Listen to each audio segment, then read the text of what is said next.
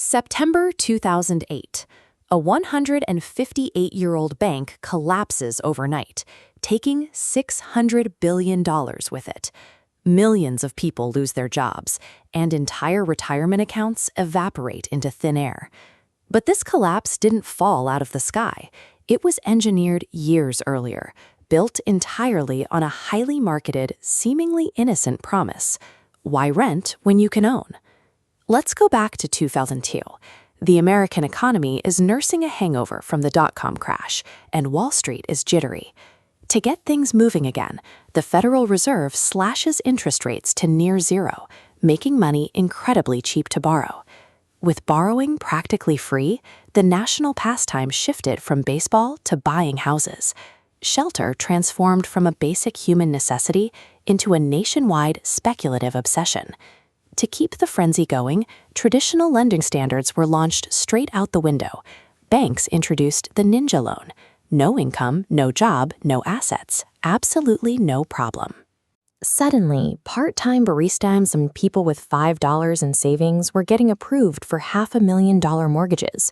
The market was in an absolute frenzy, fueled by endless rapid construction. Behind this aggressive push were mortgage brokers collecting massive commissions. They printed loans like monopoly money, handing out subprime mortgages to people with terrible credit because the lenders simply didn't care about the risk. The entire grift rested on a single fatal assumption, that housing prices would always go up, because historically they always had. What did Wall Street do with those high-risk mortgages? They created mortgage-backed securities. They blended thousands of terrible loans into one package. When those bundles looked rotten, they repackaged that sludge into complicated products called collateralized debt obligations, or CDOs. To sell this garbage to global investors, the banks needed a stamp of approval.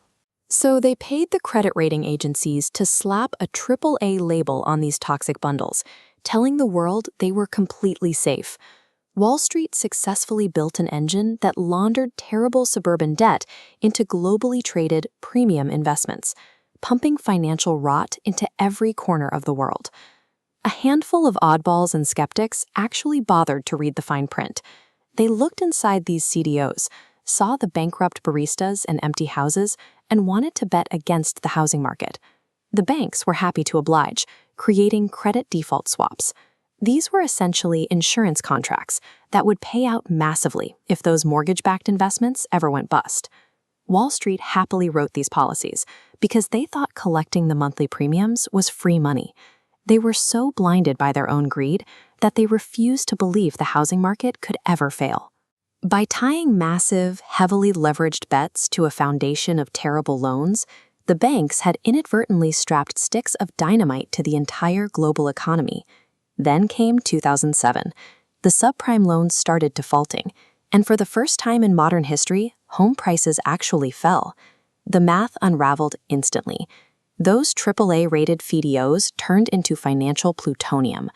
Banks looked at their massive portfolios of safe investments and realized they were holding completely worthless radioactive garbage. Panic swept through the trading floors. Hedge funds bled out, investment banks slashed billions in losses, and overnight, institutions simply stopped lending to each other. The credit markets froze completely solid. What started as a batch of bad loans in the American suburbs had successfully yanked the power cord on the entire global financial system. The U.S. government faced a brutal choice: let the system burn or bail out the people who lit the match. They authorized a $700 billion rescue through the Troubled Asset Relief Program for institutions like AIG deemed too big to fail. Meanwhile, at the Federal Reserve, Chairman Ben Bernanke rolled out quantitative easing. The Fed literally printed money out of thin air to buy up the toxic junk clogging the bank's balance sheets. Chucking money out of helicopters worked to stop a total global depression, but it cemented a deeply frustrating reality. When the absolute titans of finance blow up the system, the public will be forced to rescue them. While Wall Street exhaled, Main Street choked on the smoke. 8 million jobs vanished, 4 million homes were foreclosed, and $19 trillion in household wealth was wiped out entirely. Public rage eventually spilled into the streets. Thousands gathered in places like Zuccotti Park, forming the 99% movement in response to the maddening sight of bailed-out banks immediately paying out massive executive bonuses. The hardest pill to swallow was the absolute lack of justice. Not a single major Wall Street CEO went to jail for orchestrating the biggest financial grift of a generation. They just took their golden parachutes and retired quietly. The system survived, but trust in it burned to the ground. 2008 proved that the next crisis won't look like a threat at first. It will look highly profitable and perfectly harmless, right up until the exact moment it isn't.